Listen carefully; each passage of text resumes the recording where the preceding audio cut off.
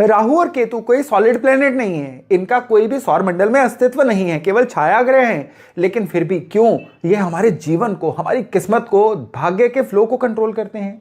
क्यों राहु की दशा या राहु का गोचर जब भी किसी खराब एंगल पे आता है, क्यों ये जीवन को इतना प्रभावित कर देता है? क्यों केत छुड़ावे खेत कहा जाता है? केतु की दशा आते ही क्यों इंसान को बिल्कुल ऑन द टोज होना पड़ जाता है? राहु और केतु मिलके हमारे जीवन की दिशा दशा को इतना प्रभावित क्यों करते हैं? आज का वीडियो इसलिए इंपॉर्टेंट है कि आज हम ये चर्चा करने वाले हैं कि राहु और केतु की वर्किंग को कैसे समझा जाए। इनको समझना बहुत ज्यादा जरूरी है, क्योंकि इनको अगर आप समझ लेंगे ना, आपको एकदम से झट से पता चल जाएगा कि आपके जीवन में जो भी कठिनाइयां आ रही हैं, आपके जीवन में जो भी विलंब आ रहे हैं, अगर आपकी कोई भी समस्या सुलझने का नाम ही नहीं ले रही है, कहते हैं ना मर्ज बढ़ता गया ज्यों ज्यों दवा की, ये सारी की सारी जो ऊर्जाएं हैं ना, ये राहु और केतु के द्वारा नियंत्रित होती हैं। नमस्कार, मेरा नाम है योगेश शर्मा, स्वागत है आपका happy life with Yogesh Sharma में। दोस्तों, इस वीडियो में आगे बढ़ने से पहले एक विनम्र निवेदन कि अगर अभी तक आपने अपने इस चैनल को सब्सक्राइब नहीं किया है तो कृपया सब्सक्राइब जरूर करिएगा और बेल बटन दबाना न भूलिएगा। राहु और केतु जो है ना, इनको कार्मिक कंट्रोल प्लैनेट्स बोला जाता है, यानी हमारी कर्म गति को कंट्रोल करने वाले प्लैनेट्स। पिछले जन्म के कौन से अच्छे संचित कर्म हम लेके आए हैं, ये राहु और केतु बताएंगे। पिछले जन्मों के ऐसे कौन सी पेंडिंग कर्मास हैं जो इस जन्म में भी हमें किसी भी चीज को सुगम नहीं होने दे रहे हैं, ये भी राहु और केतु बताएंगे। राहु और केतु जो है ना, ये हमारे कार्मिक प्लैनेट्स इसीलिए बोले जाते हैं कि ये हमारी जन्म कुंडली में जहां पे पड़े हुए हैं, ये जिस राशि में पड़े हुए हैं, ये मिलकर ये चीज बताती है कि अभी और कितना जाना है, अभी जीवन में कितनी और कठिनाइयां सहनी हैं।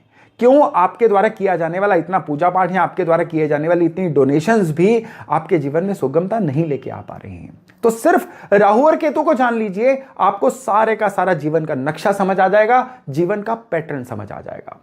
आप अपने राहु और केतु को किस तरह से पहचाने, उसमें सबसे पहला पॉइंट है कि राहु और केतु जिस भी ग्रहों की राशि में होते हैं, अब आपके बर्थ चार्ट के वो जो प्लेनेट है ना, ये आपकी कर्म गति को कंट्रोल करने वाले बन जाते हैं। सपोज करिए आपके राहु गुरु की राशि में है, मीन राशि में है या धनु राशि में है।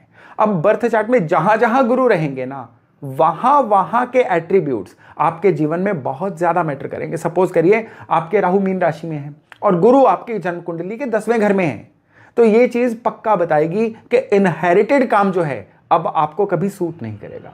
ये चीज अब बताएगी कि बिना भटके, बिना अपने आप को बिल्कुल मिट्टी के साथ मिट्टी किए हुए, एकदम से ग्राउंड लेवल पे आए बिना आपके जीवन में तरक्की नहीं हो सकती है। ये चीज आपको बताएगी कि लगातार लाइफ में आपको अपलिफ्टमेंट नहीं मिलेगी। अपलिफ्टमेंट तभी मिलेगी जब आप अपने घर के किसी सीनियर मेंबर का कहना मानेंगे, और जब आप अपने पैसे से या अपनी कमाई से या अपने गुणों से, अपनी नॉलेज बेस से किसी काम को शुरू करेंगे। आप सपोज करिए राहु आपके वृश्चिक राशि के हैं और मंगल आपके लग्न में आ गए। अब ये जो चीज है ना, ये क्लियरली शो कर रही है कि आपकी जन्म कुंडली में आपके जो राहु है ना, ये बता रहे हैं कि जब तक आप हर अपने आसपास होने वाली चीज की जिम्मेदारी खुद नहीं लेते हो, जीवन में कभी भी आपकी पीड़ाएं शांत नहीं हो सकती हैं। तो कार्मिक कंट्रोल प्लैनेट्स ये आपके भाग्य को डिसाइड करने का सबसे पहला फैक्टर है।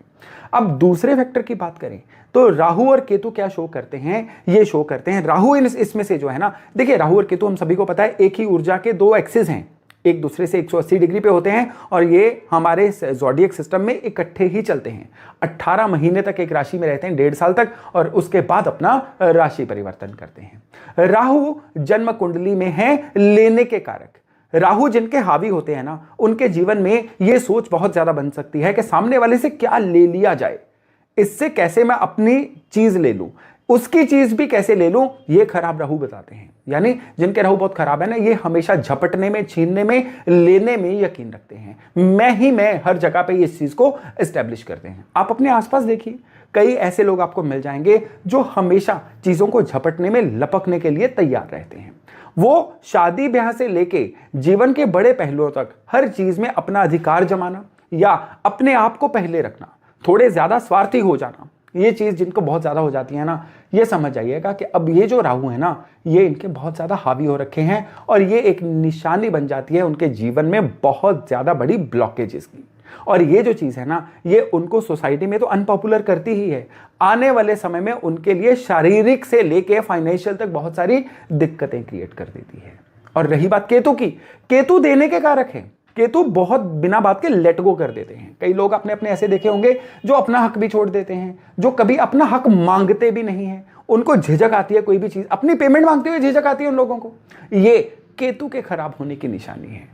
जो चीज आपका हक है, जो चीज जेन्युइनली आपने लेनी है, वो तो आप बड़ी शान से ले सकते हैं, कह भी सकते हैं। ये लोग निगोशिएट नहीं कर सकते, हर चीज को जाने देते हैं। ये चीज जो है ये लोग शेयर करके, लेट गो करके दे के बहुत खुश होते हैं। ये भी केतु के एक किस्म से कमजोर होने की या खराब होने की निशानी होती है। राहु जब आपकी कुंडली में बिगड़ जाएंगे तो ये आपके जीवन में होने वाले घटनाक्रम को अचानक से लेके आएंगे। राहु आपका एब्रप्ट बिहेवियर है, एकदम से कोई बहुत इंपल्सिव होकर कोई बड़े पैसा खर्च कहीं पे कर दिया, कहीं पे बहुत सारा पैसा इन्वेस्ट कर दिया, एकदम से इजी मनी की तरफ आपकी ललक हो गई, ये राहु करवाते हैं। और जब केतु होते हैं ना, सब कुछ छोड़ छाड़ के इंसान कोई और काम कर लेता है, या काम छोड़ के एकदम से अध्यात्म में आ जाता है। केतु बहुत ज्यादा खराब हो जाते हैं, या गुरु के साथ किसी तरह से उनका बहुत ज्यादा बुरी तरह से कोई एंगल से संगम हो जाता है ना, तो अब ये लोग क्या करते हैं, बहुत सारा समय जो है पूजा पाठ में बिताते रहते हैं। इनको एक अज्ञात चमत्कार की आशा होती है कि मैं बहुत सारा पूजा पाठ करूंगा तो मेरे साथ कुछ बहुत अच्छा हो जाएगा, और अगर ये नहीं करूंगा तो मुझे सजा मिलेगी या मेरे साथ कुछ बुरा हो जाएगा। ये केतु के खराब होने की बहुत बड़ी निशानी होती है। घर में जब राहु और केतु खराब होते हैं, राहु खराब होने पे क्या करते हैं, घर की छतें कमजोर होनी शुरू हो जाती हैं। घर के छतें जो हैं उसके ऊपर बहुत सारी गंदगी, कबाड़ जमा होना शुरू हो जाता है।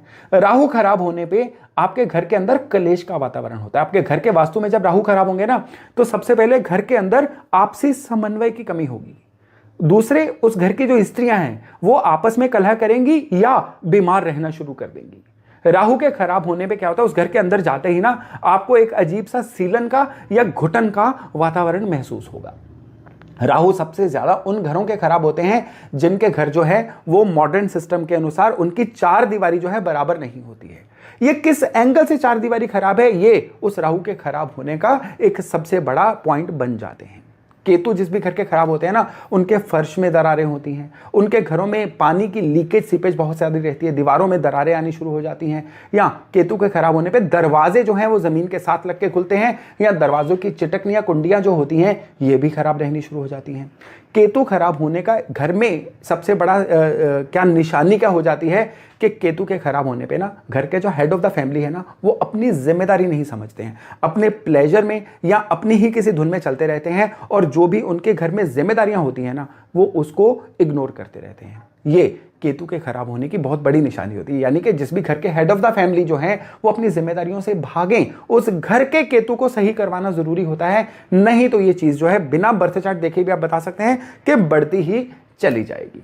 अब राहु और केतु जो है ना, इनके राशि लॉर्ड जिन भी राशियों में बैठे हुए हैं ना, आप उन ग्रहों को सही रखिए। जिस भी ग्रह राशि में राहु और केतु बैठे होंगे ना, उनके ग्रहों को कभी अपने बर्थ चार्ट में खराब मत होने दीजिए। आप उन ग्रहों को सही कर लेंगे, राहु और केतु अपने आप सही हो जाएंगे। राहु और केतु को सही करने की एक जबरदस्त टेक्निक आपको दे रहा हूं। सबसे पहले तो आपके घर के अंदर कभी भी धुआं किचन के थ्रू, धूप के थ्रू, किसी भी चीज के थ्रू इकट्ठा नहीं होना चाहिए।